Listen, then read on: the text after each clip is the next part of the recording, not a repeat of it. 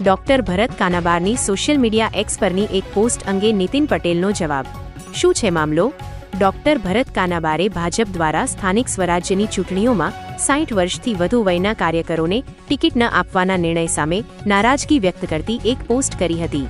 આ પોસ્ટના જવાબમાં નીતિન પટેલે જણાવ્યું હતું કે પક્ષ ઈચ્છે છે કે વધુમાં વધુ યુવાનો અને શિક્ષિત કાર્યકરો રાજકારણમાં આવે, તેથી આ પ્રકારનું આયોજન કરવામાં આવ્યું છે। 60 વર્ષથી ઓછી ઉંમરના જે કાર્યકરો ભૂતકાળમાં ધારાસભ્ય કે અન્ય પદો પર રહી ચૂક્યા છે, તેમને પણ પક્ષે યોગ્ય સ્થાન અને તક આપી છે।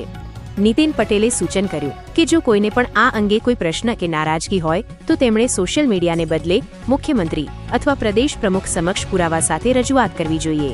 આ મામલો પક્ષના વયમર્યાદાના નિયમ અને તેની સામે વરિષ્ઠ નેતાઓની નારાજગી તેમજ પક્ષના બચાવ અંગેનો છે। હવે આગળ સમાચાર જોઈએ। ન્યૂઝ રિપોર્ટર ભાવિકા મોટવાણી શું કહે છે, સમાચાર જોતા રહો। નેતા ભરત કાનાબારની પોસ્ટ પર નીતિન પટેલે જવાબ આપ્યો છે। પક્ષમાં યુવાનો આવે તે માટે દરેક જ્ઞાતિ પ્રયત્ન કરે છે। 60 વર્ષથી ઓછી ઉંમરના અનુભવી કાર્યકરોને સ્થાન આપવામાં આવ્યું। પક્ષે સારું આયોજન કરી તમામને તક આપી છે। ભરતભાઈ અમારા વડીલ અને અમરેલીના સિનિયર નેતા છે। કોઈ સૂચન હોય તો મુખ્યમંત્રી પ્રદેશને રજૂઆત કરવી જોઈએ।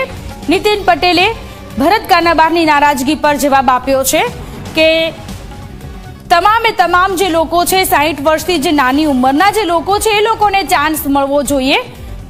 અનુભવની સાથે સાથે એ લોકોને સાચું માર્ગદર્શન આપવાની જવાબદારી પણ સિનિયર નેતાઓની છે।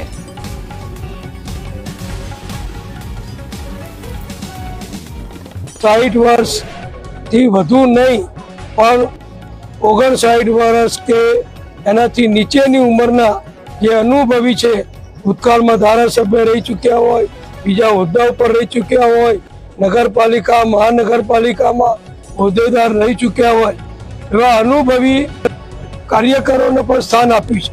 અને નવા યુવાનો જે ખૂબ શિક્ષિત બની ચૂક્યા છે, નવા સમય સાથે સંકળાયેલા છે, એવા યુવાનોને પણ પક્ષે તક આપી છે। એટલે ખૂબ સારું આયોજન કરી અમારા પક્ષે બધાને તક આપી છે।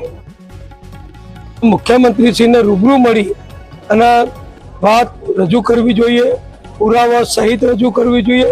રાજકારણમાં મોટે ભાગે આક્ષેપ કરવો અને પછી સંતાઈ જવું એવું મોટા પ્રમાણમાં ચાલતું હોય છે। એટલે જેને આક્ષેપ કરવો હોય એ આક્ષેપ કરી શકે છે, પણ એના પુરાવા સહિત સંબંધિત હોદ્દેદારો એટલે કે મુખ્યમંત્રી શ્રી, પ્રદેશ અધ્યક્ષ શ્રી એમને મળીને રજૂઆત કરી છે।